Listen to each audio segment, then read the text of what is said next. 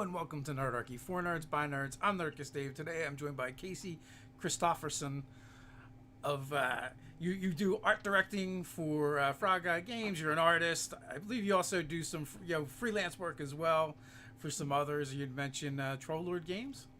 Yeah, I've done a bit for. I've done some work for Troll Lord. I helped them with the Castle Keeper's Guide. I wrote a campaign setting called the Haunted Highlands, which got me a map done by Darlene, which I don't know many people who can.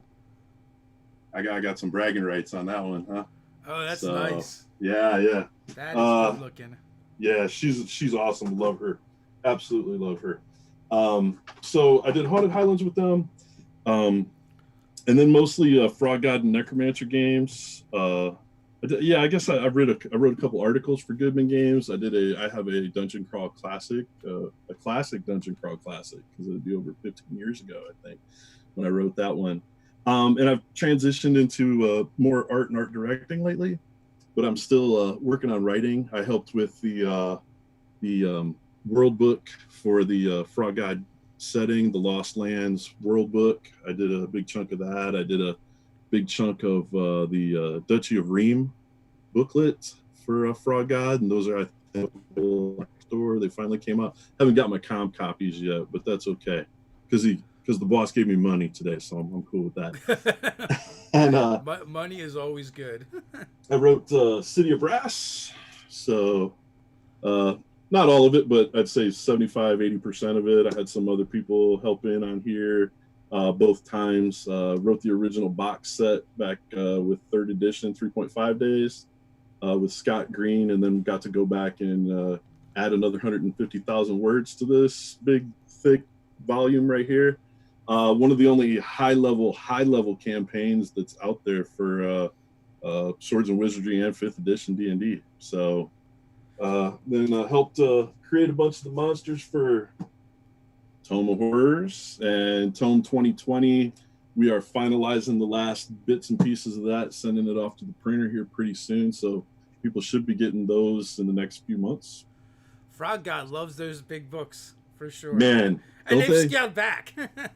We're doing a lot more of the smaller modules now. In fact, I just finished writing one the other day that I submitted called Raslam's Asylum, which is about a rehabilitation clinic for villains that has gone totally wrong.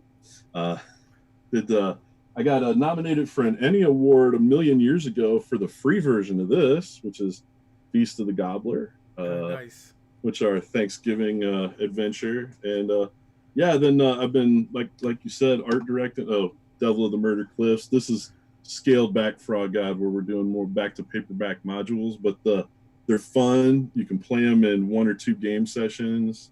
They fit into our Lost Lands world, but at the same time, they can go just about anywhere with them. We have a World Anvil. I don't know if anyone's familiar with how World Anvil works Yeah, out very, there. very. I've seen. Yeah, Well, yeah. I shouldn't say very. I've tried using it a couple times, and honestly, there is Mhm. so much on there. It just makes me feel stupid. To be honest, I'm like, I look and I get lost. I don't know what to Yeah. do, where to start. I'm just like, Our Lost Lands World Anvil has everything, yeah. everything, Who's in or charge of links putting to that up? everything. It's one of John Barnhouse's buddy, Pex. One of his buddies Okay, is, yeah. and Pex is involved in it as well. And then every time we create a new module or work or something, they go in and they put the hyperlinks to the digital copies of the adventures that it comes from. Uh, It has little kind of blurbs and info, like just a paragraph or two of background information on any area that we've developed. And since we released a 570-page world book, that's a beautiful book that's system neutral and full color. World book. With That's bigger than yeah, some game systems. oh man, it's so big, and it encapsulates like just it ties together with a very loose thread everything we've done for the last 20 years as far as developing this campaign world, and all the craziness and how none of it makes sense and none of it should fit together, and they've got so Yeah. many pantheons mishmash. It's exactly the kind of game that you started playing when you were a kid, and that secretly you're still playing at your own table now. Yeah, that's like Bill Webb's like home game, right? That's his original. Yeah, and stuff that he was gracious enough to bring in folks like myself and Scott Green and uh, Pat Lauringer, James Kalura, and Lance Havermail back in the early days, 18, 19 years ago, to get together, and all of the stuff that we wrote, he and Clark Peterson found a way to put it into their world without publishing a world. And so at that point, after we had 10, 15 modules out that took place in this land that didn't really have a name or anything, message boards and stuff back then were like, why don't you do a world book? Why don't you do a world book? Why don't you do a world book? So, 14 years later, we finally did a world book, and we'd written that much more content in the meantime. So, but it's something I'm very proud of how it turned out. I was just talking to Bill this morning when he told me he was paying me, which is awesome. That he was like, we were just talking about how something that came out from a module that's been out of print for, like 18, 17 years, which Raise the Dead, had a bunch of like gimmicks and schemes to get your characters brought back from the dead, right? Because third edition, initially raising your characters cost a lot of money or was kind of difficult. So we came up with quests where your low level guys could get brought back to life, but you may not like what you get. Oh, nice. And so there might be some curse involved or some kind of thing. And like throwaway names that we put on tombs and temples and little pieces of land or whatever got developed by other writers in the meantime, while I was doing more work for Troll Lords, or where I was doing some work for some other folks, or finishing grad school, ended up getting developed into this whole piece of the mythology. And I'm like reading through the stuff when we get to the final product of that book, and I'm like, wow, this is really neat that many years worth of our lore has developed into this thing that people can just sit and play a consistent campaign for as long as they live in this world. It's pretty cool. So you've been working freelance with Frog Gods since third. Yeah, I actually was with Necromancer Games initially, and I've told this story a couple times, but it's funny. We were playing on a Swords and Sorcery Studio online chat. The original Player's Handbook for third edition actually had advertisements for other companies that were supporting the SRD and D20 license. And so White Wolf, with their Swords and Sorcery Studios, actually purchased one of those ads in the back of one of the original third edition books. And it had a little web address, and we had just moved to Wichita, Kansas, didn't know anybody, moved from Iowa. We were up for Christmas in Iowa. My in-laws had purchased me all the third edition books because they knew I liked Dungeons and Dragons. And I went to that website and immediately fell into playing a chat-based, basically a MUD that was sponsored by Swords and Sorcery Studios. And I had a couple characters that I was playing. It was Christmas break, so I had time, and I was learning the system while I'm playing the game. And I played a barbarian named Bull, and I played a bard named Galen Swordsinger. And because I could just freelance poems off the top of my head, just rhymes and making stuff up, because I grew up around hip hop type people and a lot of heavy metal music, so I'm that guy. And so I just kind of bust out some little rhymes and stuff that went along with what was happening in the game. And I get approached by this guy calling himself Froggy, going, "Hey, that's pretty cool," And I had this barbarian with a deep backstory that he early on got thrown in jail in the town, and he was out for revenge against the dude who lied to the constables and got him thrown in jail. That actually happened in game, and so he really liked that barbarian character because he's kind of basically telling people off all the time. And then his then this other guy who's coming in, and I forget what Clark was calling his character at the time, was like Paladin, and he really liked the bard because the bard fit well into his party mechanic. He needed somebody to boost him, whereas the cleric that Bill Webb was playing really needed somebody to cast boost spells onto to make them, invincible. And anyways, we played out that, and they were both playing with me. I didn't know who they were, and they both approached me and were like, "Hey, you should write some content for us." And I'm like, "This is the internet. I'm sure." We didn't know what catfishing was at the time, but but you're like, you guys are trolling me, right? yeah. I felt very vulnerable, The new guy. This is what you guys do to the new guy, I bet.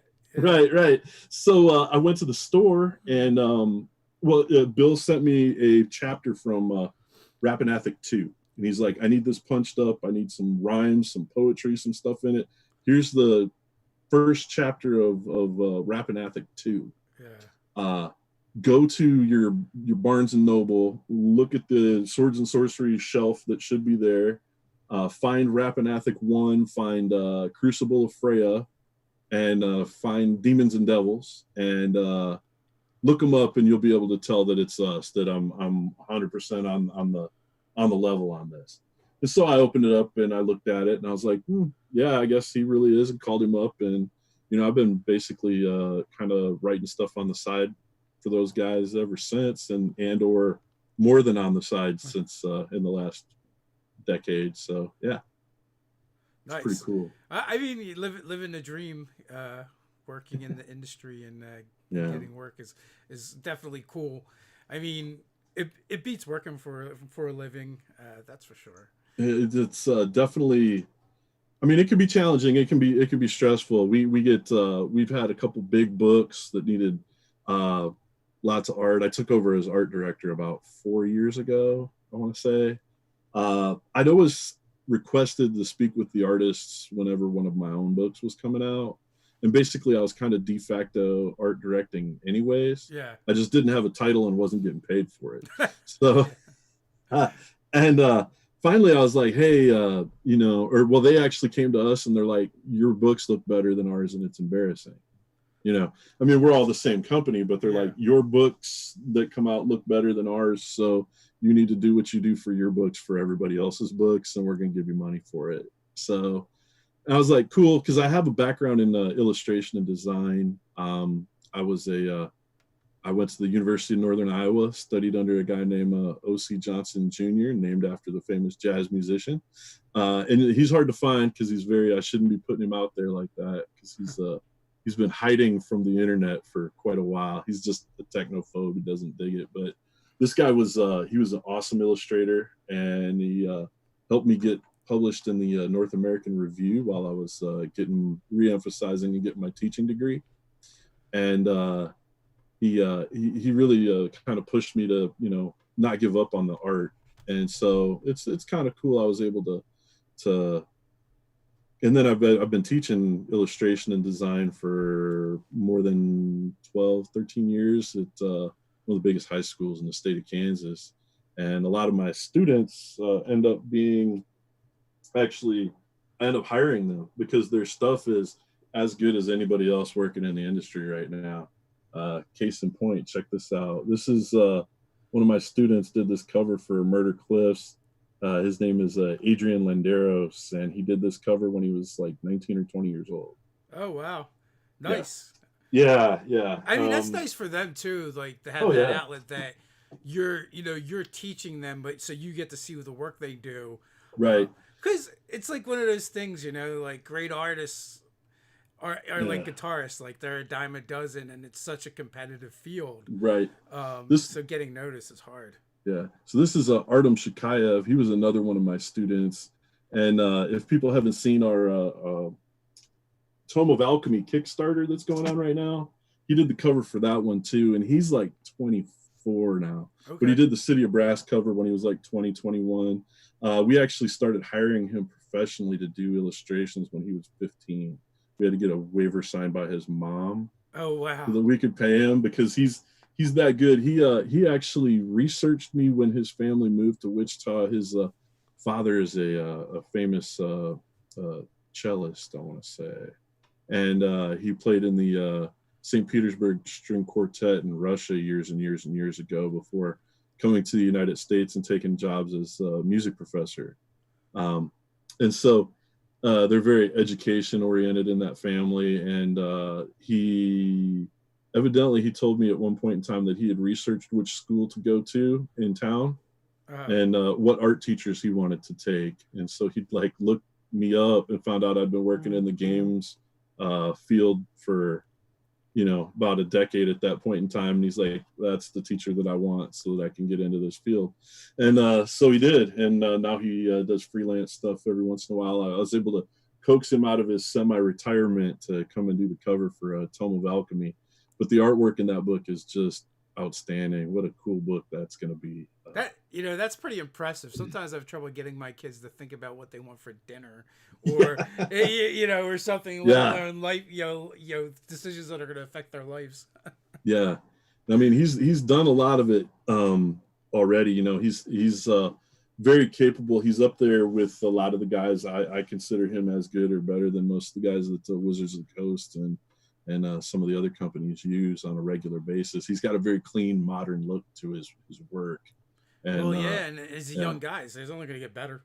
Yeah. Oh, yeah. That's why I even though he's got a really good job working in the software industry, because he's a genius, I'm always like, hey, man, can you do one more cover for me? You think you can do a cover for me right now? And he'll be like, no, I don't know, I'm too busy right now. And then he'll be like, yeah, I can do a cover for you. So It's good. And man, what an opportunity to actually hang out and talk to some of these fantastic artists, and get insider information from them. So do you have a preference, writing, art directing, art illustrating? Man, or is it hard to choose between the three? For me, what it is I can't not create things. I've always got that creative juice in some form, and sometimes it's coming out as words, and sometimes it's coming out as drawings and paintings and digital paintings. My own personal painting style is not really lended towards fantasy artwork. I'm actually a student of people like Toulouse-Lautrec, and I like to take modern scenes and paint them in that kind of garish, colorful style that he did for his Moulin Rouge paintings. But I can serviceably draw pen and ink artwork, and I can I'm good at characters and monsters in color, and digital and in paint. So sometimes I have to do the art, and sometimes I have to do the writing. But when I'm doing the writing, I draw pictures of all the stuff that's in my books anyways. Yeah. So it's like I'm still like a. So you're doing double duty. That's how you got stuck being the art director. Yeah, that's pretty much it. Here's one of our monsters that's coming up in the Tome 2020, and this sketchbook right here is very old. I'd say, it's better than a decade old, maybe 14, 15 years old. And let me see, I just had this cool drawing here. And so we've got this kind of critter like this, which is a new class of fiend, a hellish minion, and it kind of looks like Vic Rattlehead from Megadeth, and it kind of looks like something that might be from Hellraiser or something like that. And these would be like the foot soldiers of the Ungathau, and they're, so it's cool. And I drew this a long time ago. But then I had a chance to go back and redo that drawing and turn it out as a piece of digital artwork. And as a piece of digital artwork, it's going in Tome 2020. So that's pretty cool. And it's all stuff that we wrote. These are, so I write my notes on my sketchbooks for what my modules and adventures are going to do. And then I draw the pictures as they come out. Relatively recently, Frog God has moved from black and white to color. Yeah. Yes. Yeah. Are you black and white guy or color guy? I'm a little bit of both. Planet X Games, which I don't know if you've met Levi Combs. He's absolutely awesome. He did the his one that he's getting ready to finish up right now is the Skullcano Island. And he did the Howling Crater a while back. He's buying a lot of black and white art, and he's got a new thing called Phylactery coming out pretty soon. Phylactery Part 2. It's a Zine. It's yay big, and I got a couple black and white pieces in that. So, it's kind of cool to be able to do that. There was another design that someone put out. Actually, I don't even know who bought it. I know my friend John Larson. He bought the art from me, and it was going with an article he wrote for somebody else's design. And I'm like, cool. But as far as color goes, I'm learning how to do all of the digital stuff. I've been working on a Microsoft Surface and Photoshop and teaching myself Krita just to draw this stuff in. And it's cool because to me, it finally feels like I'm actually putting paint down. But if I mess up, I can fix it real easy. Really, So, it's not, you don't have to throw away the yeah. whole canvas. So Rocco has a question. Which artwork do you prefer, early D&D or recent D&D? Or do you have a favorite era? Okay, there's nothing as cool as the imagination you got out of classic artwork. That said, looking at what modern artists have done with those images and how they've developed them and brought them into the 21st century is pretty exciting too. So I'm going to say Jeff D and Diesel and those guys, Errol Otis, Willingham. I'm a huge fan of all the Willingham stuff. It's kind of got that comic booky look to it because he ended up and went on and continued that career in comics with DC and Marvel. But I show Willingham's Dungeons and Dragons advertisements to my daughter, and she's been taking her D&D characters, she's 17, and converting them into a Bill Willingham style little mini adventures. And we've been using those as advertisements for modules that are going out on Indiegogo right now. Nice. Yeah, and it's just, I dig that old style. I dig that really awesome black and white line work, the heavy inks and that kind of thing that you were getting out of those guys. And that's great. But I also love the really cool modern color stuff because we've got guys who are so wildly talented, people like Quentin Sobrouillard and Michael Syragos, who are taking that action and that look and just pushing it to the next level, So I can't hate on the new stuff, but the old stuff is what inspired and created the look that the new stuff has got now, Yeah. So Joe in the chat has a question. How are your dragons? Whenever we get an artist on, he always asks. Oh man, funny thing is, I don't think I have any pictures of my dragons. I do all right. I'm a very Vermithraxy face. Does that help? That's a deep cut there. But I do I got a really cool Sathaga that they ended up in. Nice. They made this into a miniature for Reaper Miniatures made for their demon frog. Sathaga, yeah. Yeah, but is this nipples pierced with skulls? I think that was a cool thing 18 years ago? Skull nipples? Skull nipples, yeah. I think they cut that off when they made the mini. Jason Weeb, he's the one who did the ultimate sculpt on that one, and I think that may have been left off. The funny thing is I never got around to painting that one. Actually, it's weird about this whole Dungeons and Dragons. Or role-playing games. It's definitely a lifestyle, and I'd say my family is definitely living the lifestyle. Yeah. I'm sitting here on my work desk, and this is my office, hidden office, right?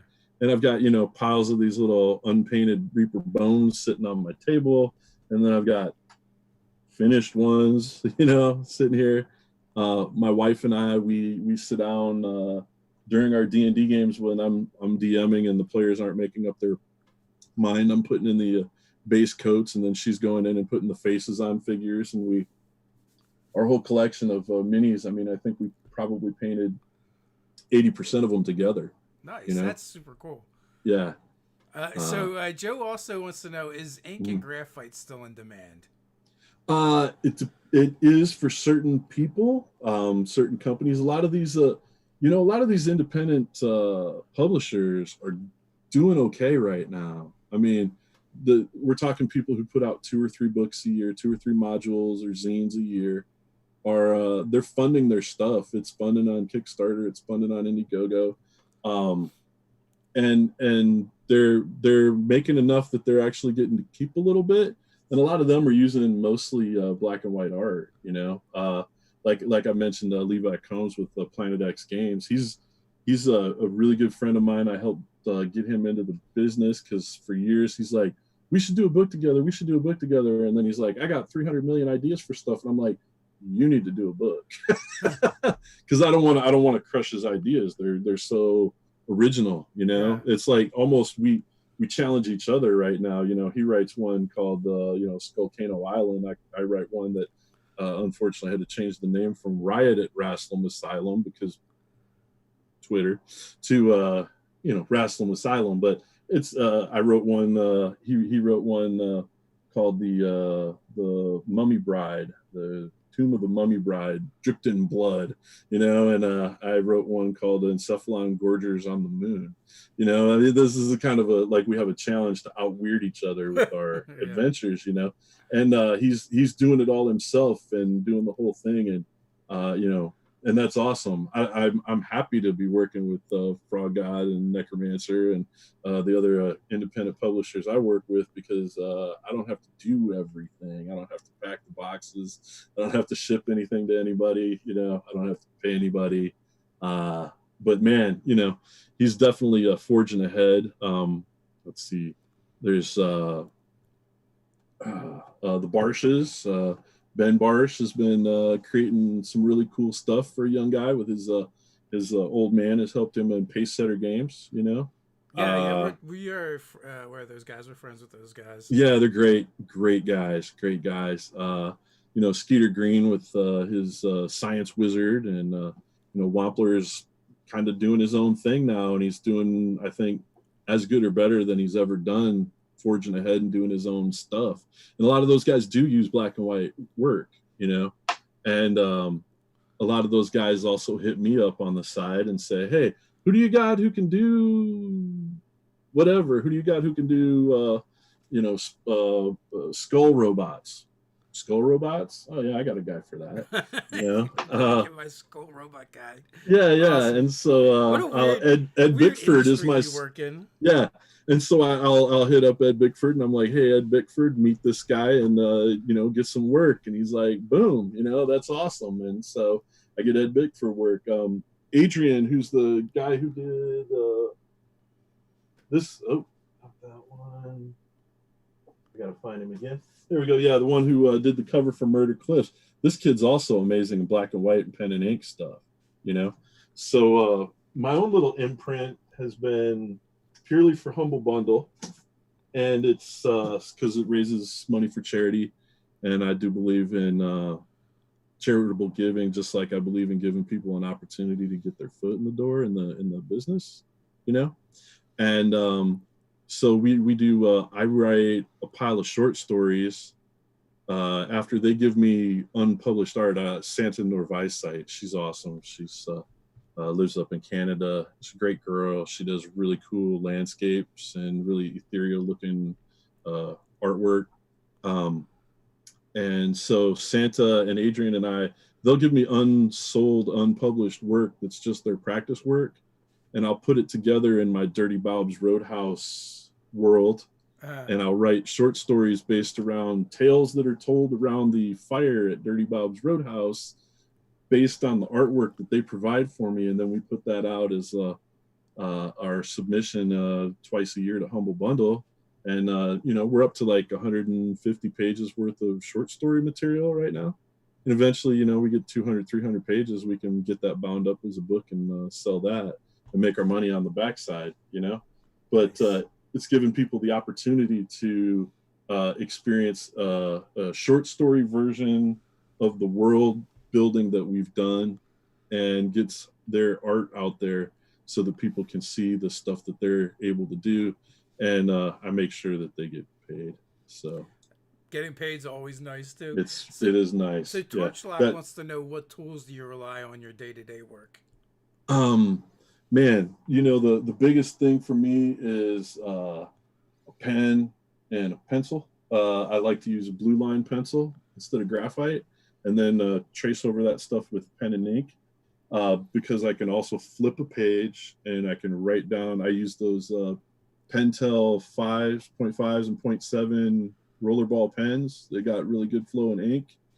And then when I lock into doing the digital work, I'm currently using a Microsoft Surface 7 Pro in Photoshop or Krita, and just the pen that comes with it. I make sure you're sitting ergonomically in a good place where you've got your elbow brace so you don't destroy your shoulder and your wrist. But yeah, and then that's an old timer tip right there. That's one, yeah, and it's also one that most of the young artists aren't going to listen to. No, but when you get an impingement right here and right here, but one day they'll remember that you said that and be like, "Oh, I should have listened to that old guy." But I will also paint in acrylic. I will also paint in watercolors, pen and ink, all that stuff. But like I said, the cool thing is being able to take one of my sketchbooks, and draw a bunch of pictures in it, and then have all of these sketches of like, here's a piece of a map, and I drive all of my cartographers crazy. They get really upset with me. Liz Faden, she's a good friend, and she's like, "You didn't put a scale on your map." I'm like, it's over here. It's about yay far. And I said it's to about her, a half a day away. and I said to her, one of us grew up in the United States where everything is far, and one of us grew up in England where there's real freaking castles. So maybe I am not the person to ask about scale of how big these places are supposed to be, you know? And she's like, I understand. It's like the only castle I've ever been to is St. Augustine in Florida. Yeah. Well, you know what? So it sounds like you live in more rural areas, you said? I do right now. I mean, Wichita's got the county has about 500,000 people, somewhere in there.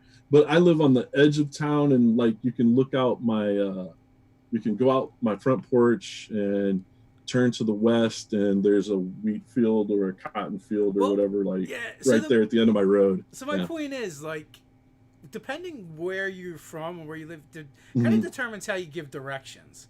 Right. If you live in the city, they'll give like very specific street names, and precise information. Where if you live more rural or suburbs, they're probably going to give you landmarks, as your directions. Yeah, absolutely, and when we go outside, they say visibility's 9 miles. It's like, you can see your dog run away for 9 miles.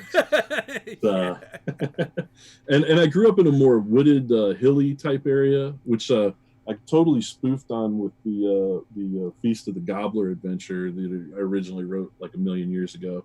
And it was because it was weird though, because I come to find out that some of the names and some of the stuff I used in the original publication, which we changed for various reasons when we released the new one, were names that other people who were writing Dungeons and Dragons in the 80s when I was playing had used. I just hadn't played their modules. And the reason they'd use the same names is because they grew up within 150 miles of where I lived. Oh. So we were all using the same stuff, so I named a guy Quasquitin, and it turns out the Caverns of Quasquitin is one of the big things in OD&D, stuff. Yeah. And it's just funny how that all turns out. Council Bluffs is a part of Iowa, and so I had a Counselor's Bluff, and I grew up near a place called they had a place called Greenbrier and a place called Mayberry, or Maywood and Greenbrier. And so I kind of threw that stuff in as locations, because that's the sand pits we used to go play in when I was a kid, take our bows and arrows and BB guns and go out there and live a wilderness life in the middle of the city. So, well, a lot of, if you have the same life experiences or, geography, it's, you're going to have the same influences. So it makes sense.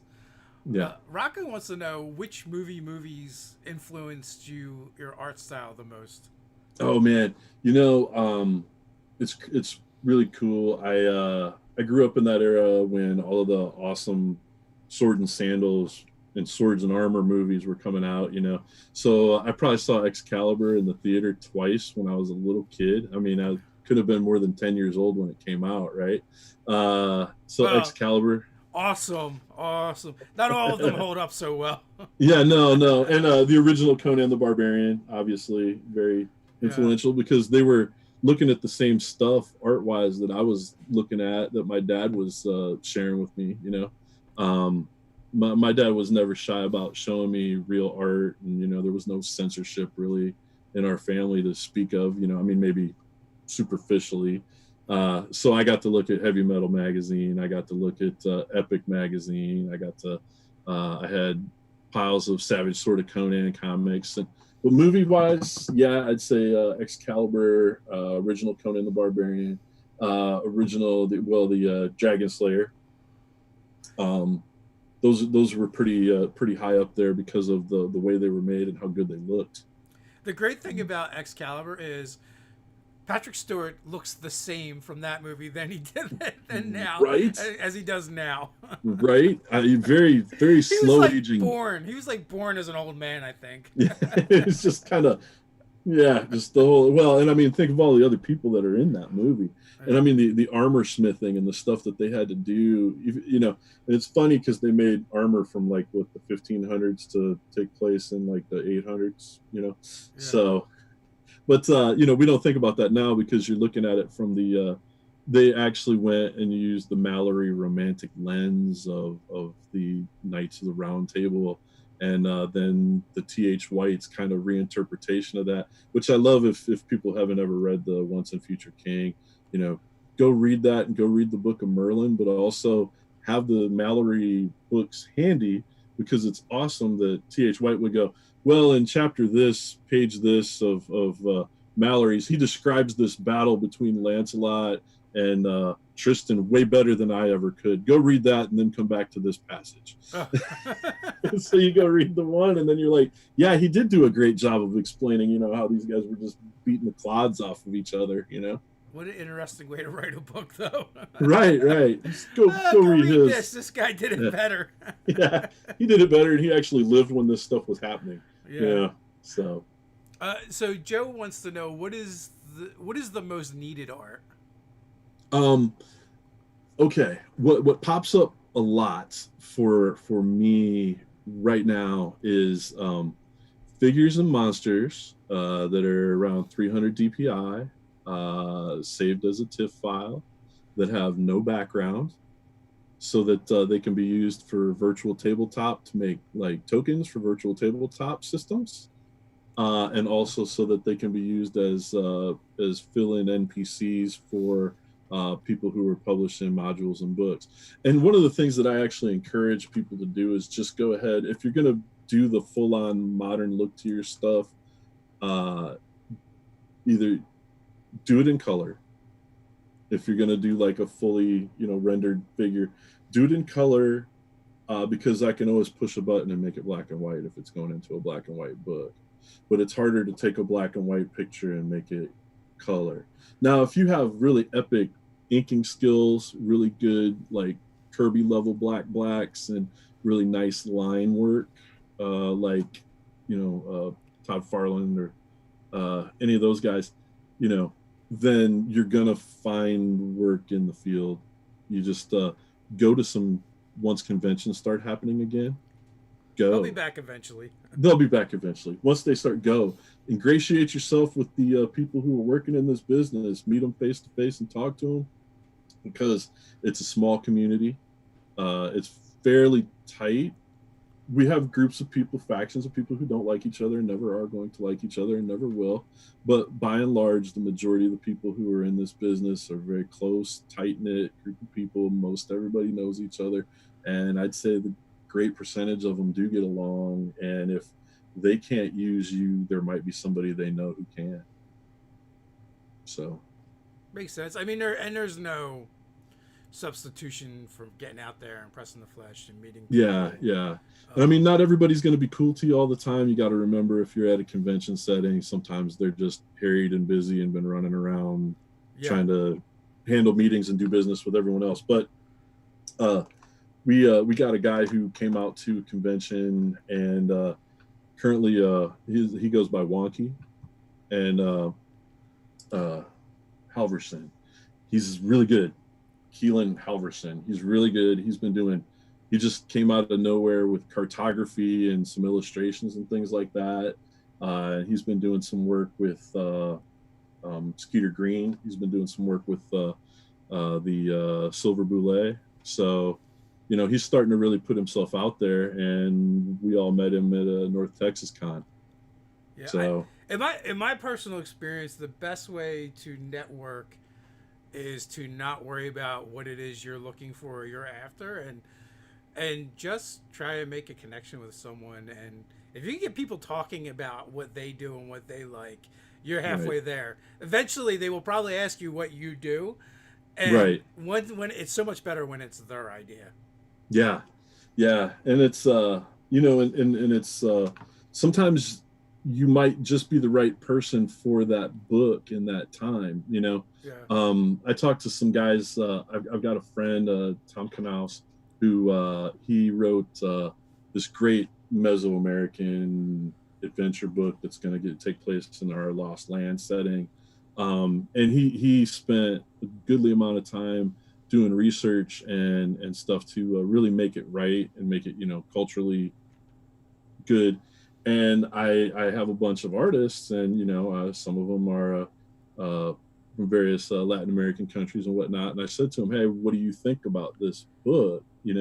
This is about this stuff, and what do you think about it?" And they're like, "Give us the art, let it. Yeah, we want to do this art, and we want to make it right. We want it to be super successful." So they just happened to be the guys who were ready to do that. So I got Hector Rodriguez and Adrian Landeros and Julio Carvalho to really put forth some really fantastic artwork that they poured their heart and soul into. And so hopefully we'll be announcing that Kickstarter before too long, and it's going to be great because it's totally different than a lot of stuff that people are used to. And it's the way we did the art and the way we approach things, I think, is just going to knock people out, because they're used to that kind of oldie world setting stuff where you got your crusader type guy going in and doing that. And this time I wanted to really make it a conscious effort to make the heroes also be part of the culture that is being represented in the book. And Makes sense. It's really cool. It's really cool. And I'm excited to see that. Yeah, a lot of that stuff's always done from the outside in, Yeah. instead of from the inside out, and that's how it should be done. It should be about that setting, that culture. So Yeah. Torchlock wants to know, can you describe your art development process from concept to release? If it's a lot to unpack, would you do a general answer? Okay. I start out, like I said, I'll have maybe an idea for a story or something that's going into a book.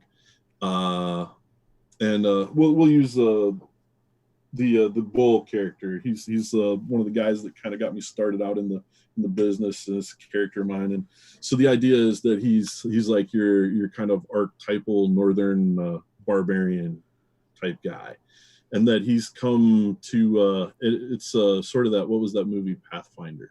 Remember the movie Pathfinder? Wasn't the best, but it wasn't the worst. Carl Urban was in it. Vaguely, yes. I don't know if I actually saw that movie or not. And it was basically a Viking child who'd been left behind in North America during one of their raids, who ends up getting adopted into a native tribe. And then the Vikings return because they're looking for a treasure that they hid, but they're also looking to raid and pillage and do all of this stuff. So Viking he's helping. Stuff. Yeah, he's helping his new family fight off his old family, so to speak.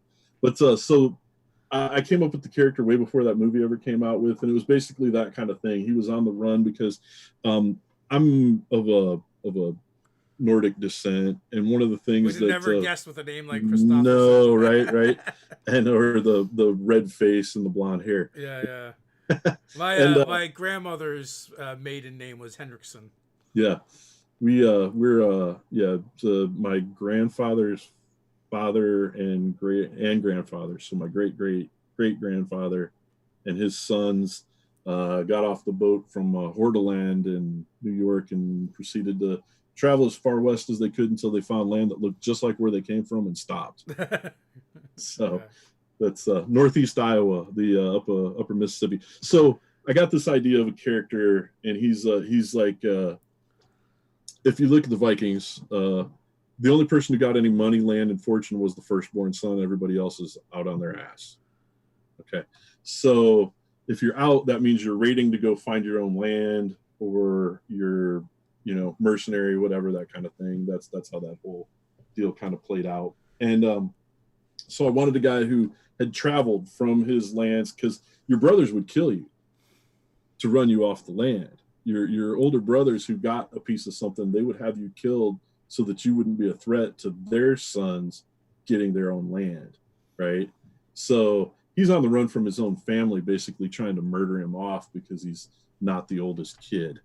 And he ends up traveling through different lands, but everywhere he goes, he ends up kind of fitting in with the more primal society members. So I kind of had this vision of a guy who travels from like a Viking land and ends up like meeting like woodland Native American type folks and mixing in with them as he keeps moving further and further south. And he ends up going towards civilization instead of away from it, but he's bringing his stuff with him. So I'd draw this in with like a blue line pencil. Then I would trace it in with inks. And for this particular figure, because he looks this particular way, because I was getting it drawn up to have it made into a miniature that Reaper called Hans Bullman and had Sandra Garrity sculpt for me. So it's pretty cool, man. It's like, so there's an artistic process, not maybe necessarily the whole in-depth description, but see how I started with an idea, and then I did multiple sketches of what this guy's going to look like and how he dresses, and how he's taken totems off of the different things he's killed over the years, and he's incorporated pieces of all of the cultures that he's met along the way into his outfit, and then being able to take that and ink it and send it in and have the artist go, yeah, we can do that, and then sculpt it into a piece that's now it's painted on my desk. That's pretty neat. That is so cool. Are you familiar with Chris Seaman? No. He does Curio Creeps, and he's done work for Wizards. And I remember, I usually stop and chat with him whenever I'm at a con. And I remember he had done a piece for Wizards. It was the Goblin Hucker.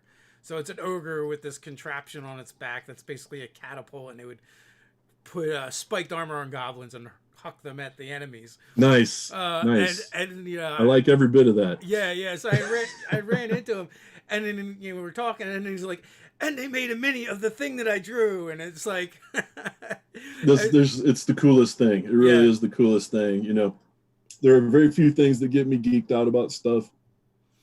Like I said, one of them having Darlene do a map for me.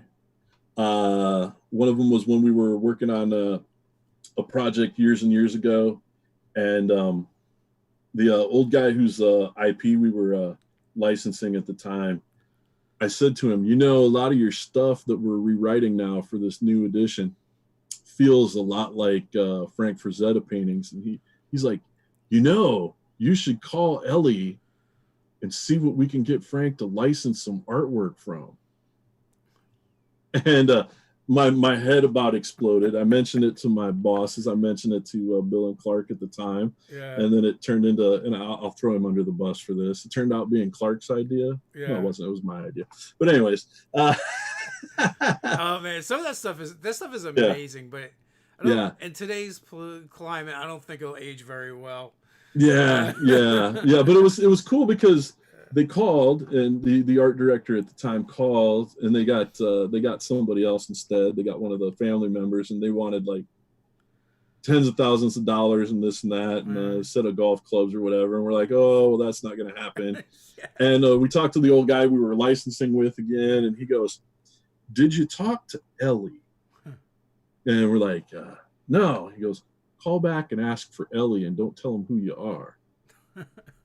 And so the art director does that, and she ended up and gave us like a sweetheart deal. It was like $4,000 for 2 covers or 3 covers or something like that. Oh yeah. And we could pick from 2 or 3 different ones that we wanted, and they had a one-time use deal that we could use on it, and so we got two covers out of the deal, and So then I got to have my name in books that have Frank Frazetta covers. It's That, pretty cool. yeah, yeah. Yeah. I mean, I know I'm like not even humble bragging at this point. I'm just how geeky is that, for some kid who grew up in the 70s and 80s to get, one of their artistic idols work put on their on the stuff that they wrote. It is That's definitely amazing. super cool. Yeah, man. Uh, So so Joe wants to know, how detailed should my dragons be? okay. It depends on the there's like three good factors. Uh, I guess one of the things I can say is Rick Sardina, who's a really, really awesome, famous artist. Look at his stuff because he's really good at dragons and dinosaurs and all of that kind of thing. And what you want to focus on is the stuff that he isn't painting, right? He had this painting that he did of Smog sitting on a pile of treasure. And some guy comes over and is like, how long did it take you to paint all of those coins in the pile? And Rick smiles and laughs and pats the guy on the back. He goes, I didn't paint a single coin in that pile. Look again. And so his detail was such that he just hinted at where the edges of some of the coins might be, and then your brain fills in the rest of the detail. So to go back to that answer, you make it as detailed as it needs to be for you to be satisfied as the viewer. That's part one. Part two, you want to think if you're doing it as a freelance piece of work, okay, and you maybe have been working on it for, say, 10 hours, 20 hours worth of time, but you're only going to get paid $200 for the piece. That means you made $10 an hour. Okay. So you got to weigh to yourself. You got to say to yourself, how much am I worth versus how much I have to do to get paid? Okay. And there is a happy medium in there. Some of the guys that I hire could do work that is way more detailed than what they're providing me, but it isn't always necessary for them to go into that level of detail if the money isn't going to be worth it to them, if you know what I mean, because I'm thinking about how much they're getting paid as well. So they'll show me their in progress pieces. Mm-hmm. And sometimes I go, right there is good enough. And they're like, well, I could go this many more. And I'm like, yeah. And then you're making $3 an hour. And I'd rather you make $15 or $20 an hour, because I'm as an art director, I mean, I will say I am looking out for my guys as much as I'm looking out for my boss's bank account.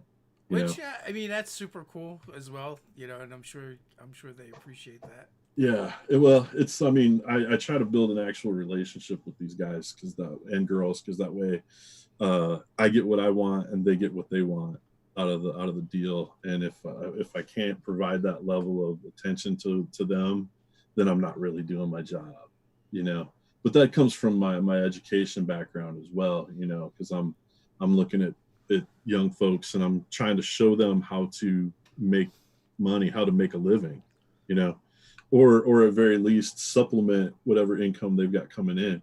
You may not always be a full-time artist and make full-time artist salaries, we can't all be Brahm. I wish we could. Yeah. That's true. We all can't be Giancola. Do you ever make it out to LexCon or ArtistCon? I have not. I'd love to go out sometime and check that out. I just, that's one of the drawbacks from being a full-time school teacher is I don't get to go to places that other people get to go to during the time of year that those things are happening. Yeah, I think they're fall events too. Yeah, if it's the first month, if it's the first part of the month of August, that put me out of being able to go to Gen Con for many, many, many years, just because Gen Con pushed back its start time, and that pushed me out of being able to go because your teacher report week, you can't go. For years and years and years, I felt horrible. I mean, absolutely horrible, because Luke Gygax would say, hey, you come out to Gary Con? Because his dad and I were working with the Troll Lords around the same time. We were working on like parallel projects. I was doing stuff that was for Castle Keeper's Guide while he was creating stuff, using material from the Castle Keeper's Guide that hadn't been published yet, and as having to the graciousness of being invited, and then being unable to attend because your employer won't give you the time off to go, really, really burned me. And that was like 9 years that I didn't get to go, 10 years that I didn't get to go, just because of where it fell on the calendar. But it is what it is. I finally got to go and hang out. It was nice. It was the first time I got to see a bunch of my friends in many years. Yeah, I've not been to GaryCon yet. It's on my list. It's nice. This year I was really on the fence and close to going, but that decision was made for me. Yeah, same here. I was all set up and ready to go, and now I have a airline voucher that's waiting for me to not be able to go anywhere there too. Yeah. So worst apocalypse ever. Yeah, it's pretty lame. So Chris wants to know: do you have an example of watercolor D&D fantasy art? So much of D&D art today seems digital and pen and ink. Let me see. What I want you to do is look up a kid named Sid Quaid, and he's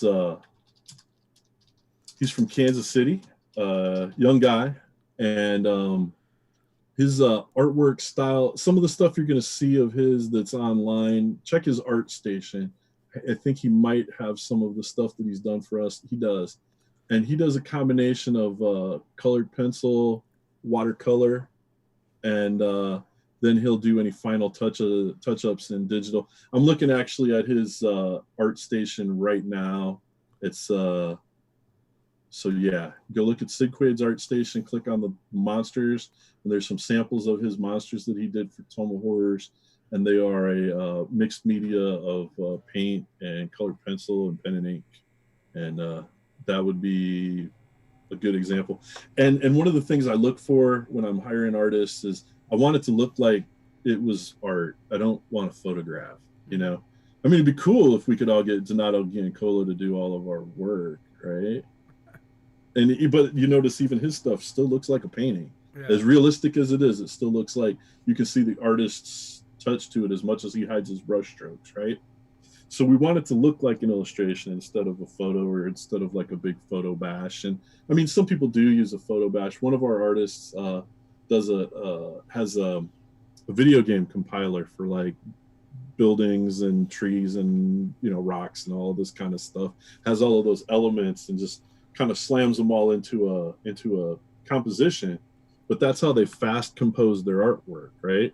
So they will fast compose their artwork with the forest and the castle and the house and the trees and all this stuff, and then they create a layer over that, and then they paint their whole thing on top of that fast composition that they're using with the 3D elements from the video game industry.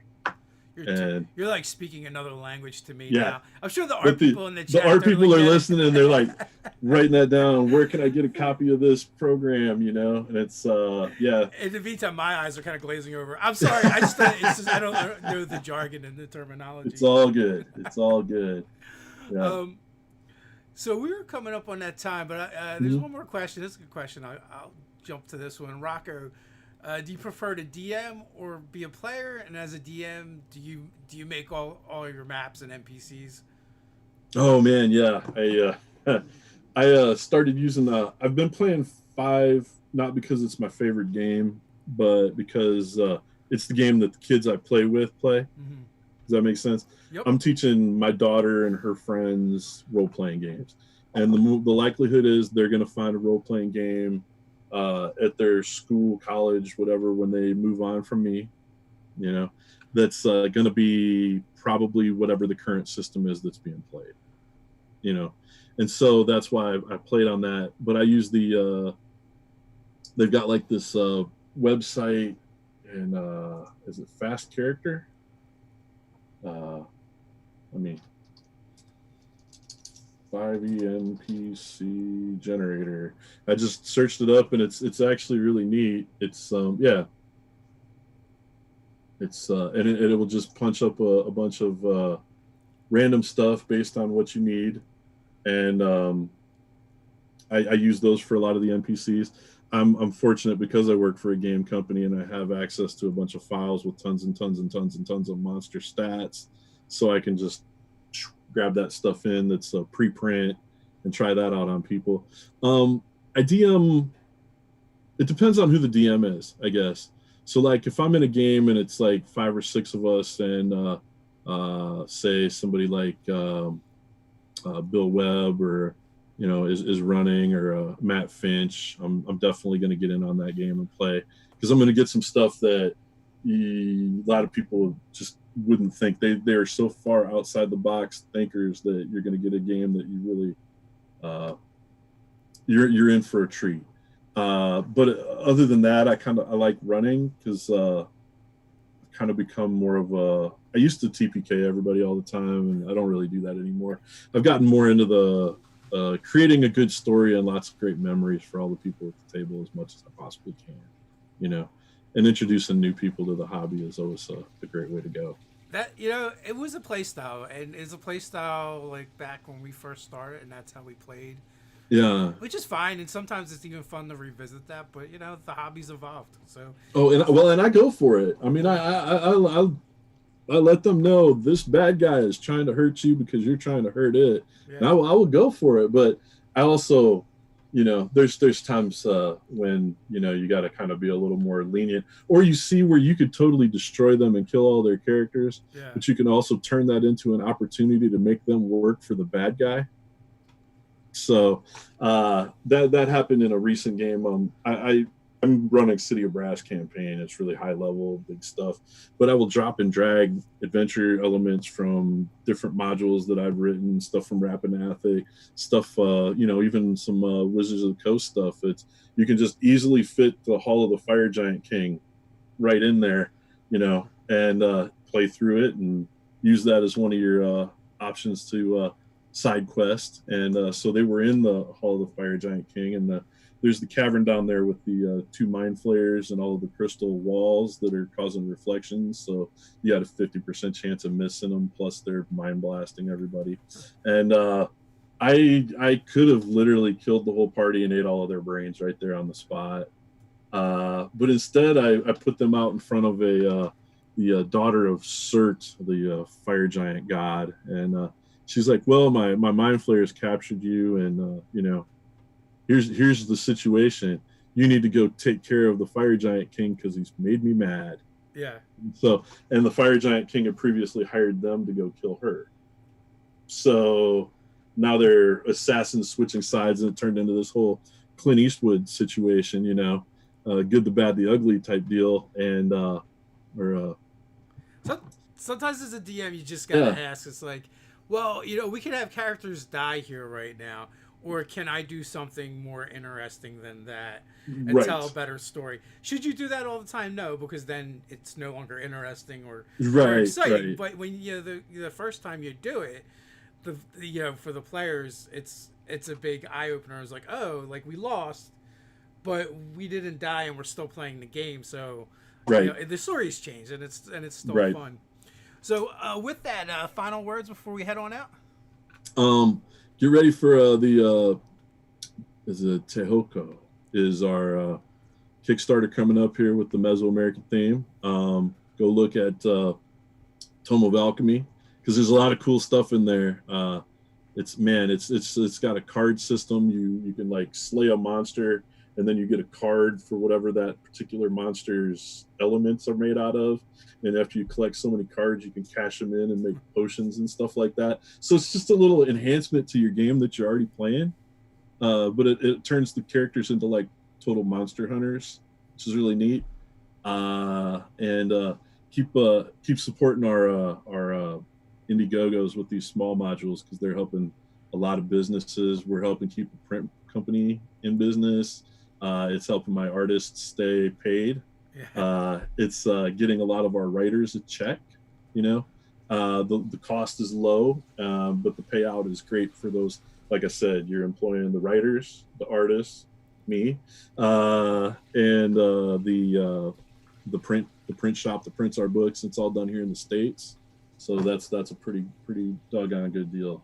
So, and also thanks for having me on. I really appreciate it. I enjoyed talking to you. Thanks for coming on. It was a great chat. And as always, down in the description, you can find a bunch of links to all the Frog God stuff, including that Kickstarter you just mentioned. Yeah. And once this video is done being live and gets put up on Facebook. I mean, not Facebook, put on YouTube. The pinned comment or post will also have the links in it. So until next time, Yeah. stay nerdy.